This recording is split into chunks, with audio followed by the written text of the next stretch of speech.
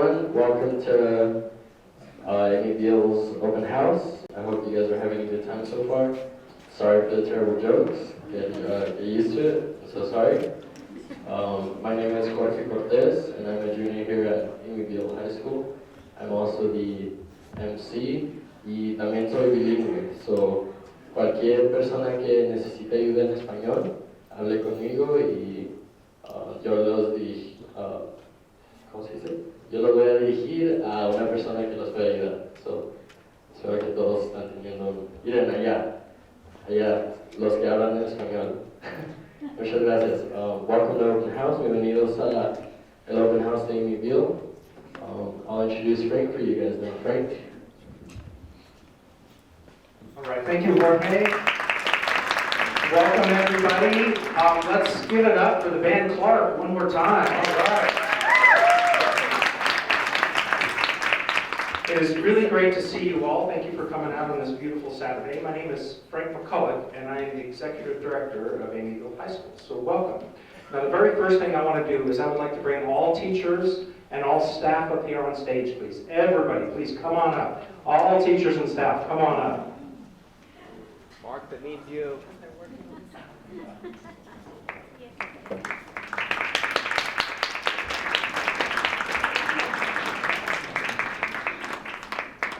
So, Virginia, what are you doing back there? Come on.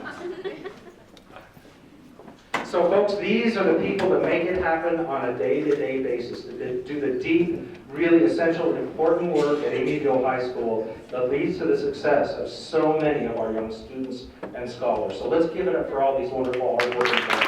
Thank you so much, everybody. Thank you. All right, you guys go wherever you need to. Thank you.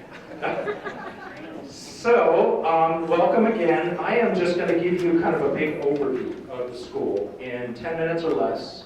And then Stacy Cotty will step up and talk some more. She's our Dean of Instruction, and she will tell you more about specifics about our academic program and our systems of support here. And then Mark Ogawa, our Dean of Students and School Life, will do some announcing as well. And then you'll have plenty of time to break off, hear about different subjects like humanities, math and science. If you have particular interest in dual credit, in our support program, in special ed, in our ELL bilingual Spanish program, those will all be in the courtroom, and more information will be coming about that.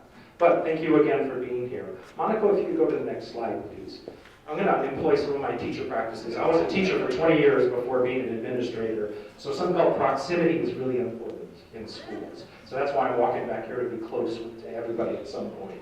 So, I want to tell you a little bit about Amy Beetle High School. Monica, can you change the next slide, please? So, who is Amy Beetle? That's probably the first question that might be on your mind. So, Amy Beetle was an individual who lived in Santa Fe, New Mexico for a while back in the 80s. And she attended Capitol High School. Now, she's a scholar who graduated from Stanford University and received a Fulbright scholarship. Just as a side note, you may note that I use scholar and scholarship in the same phrase right there, and that's intentional because we very much believe and invest in scholarship at our school. She was also a civically engaged individual. She went to South Africa during apartheid, and what apartheid was in the 60s, 70s, and 80s was the brutal rule by a very small group of white settlers or colonists, and they, through brutality and violence, they controlled the country of South Africa. And they engaged in race-based discrimination and segregation. And so the indigenous black African population lived in what they called townships. And that's how the white minority, that's how they maintained control of South Africa. Next slide, please. Sadly, Amy was killed by a mob when she was in South Africa.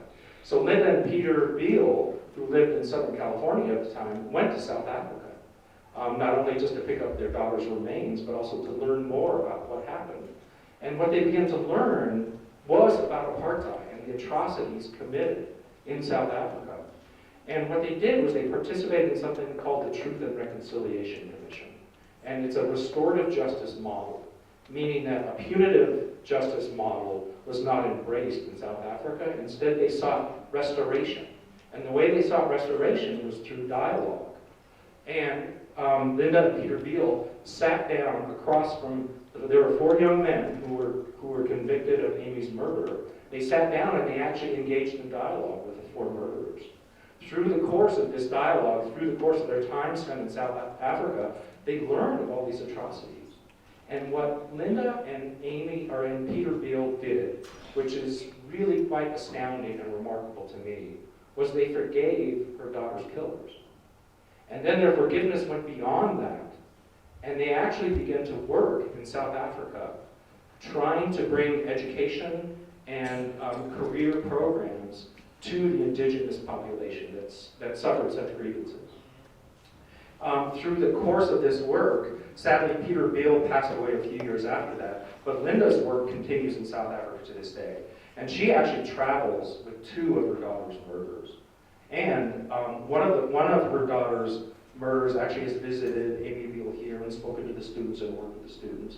And my parents have a little house up in Santa Fe, and so oftentimes when Linda Biehl comes, she stays in Santa Fe with one of her daughter's murderers, which I found to be quite a remarkable story, thinking of forgiveness and restoration. So Amy and her family are a true model for our school. If you could run the next slide, please. So how does Amy's life and legacy influence our school? Next slide, please, if you would. Thank you, Monica. We deeply value at our school scholarship and academic engagement. We also deeply value serving our community, as Amy did, and we value social justice and equity. Next slide, please.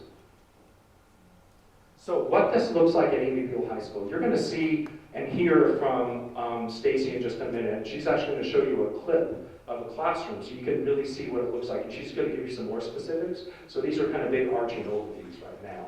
So we really believe we're a small school by design.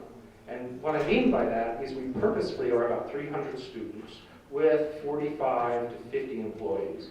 And that's purposeful because we want to get to know each and every one of our students. We found out really early in our school's development that if a student is well known by at least one caring adult on campus, their chance for success just goes through the roof. So that's something we fully embrace at our school. We believe in high academic expectations, and we also believe in matching equally high levels of social and emotional support for our students. Classes and curriculum, it's going to challenge you. Now, I embedded in this last phrase several of what we call the Amy Biehl High School habits of heart and mind. We believe the classes that will challenge you to collaborate, you're going to explore perspectives, you're going to use evidence, you're going to make connections, and you're going to consider ethical behavior in many of your classes, okay? Now I would like to hand it off to Stacy, our Dean of Instruction, and welcome all of you again. So thank you so much for being here, and I hope you have a wonderful night.